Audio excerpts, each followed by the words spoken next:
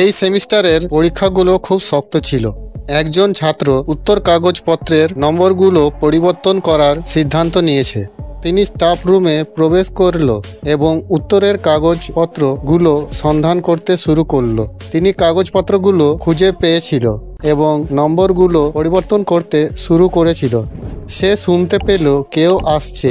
তখন সে staff room থেকে দৌড়ে পালিয়ে যায়। আপনি কি স্টাফ রুমের দৃশ্যর আগে এবং পরে দেখে বলতে পারেন যে কতগুলো জিনিস বদলে গেছে?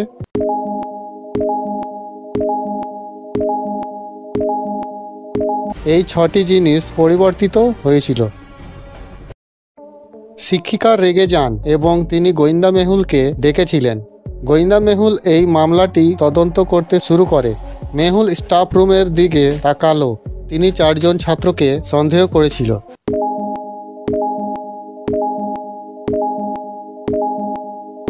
মেহুল স্টাফ রুমে ভাঙা চশমা খুঁজে পেয়েছিল। প্রথম ছাত্র আগে চশমা পড়েছিল, তবে ঘর থেকে দৌড়ে পালিয়ে গিয়েছিল। দুর্ঘটনাক্রমে সেখানে সে চশমাটা ফেলে গিয়েছিল। যদি আপনি গল্পগুলো পছন্দ করেন তো দয়া করে লাইক, সাবস্ক্রাইব করুন আর বেল আইকনটি প্রেস করবেন।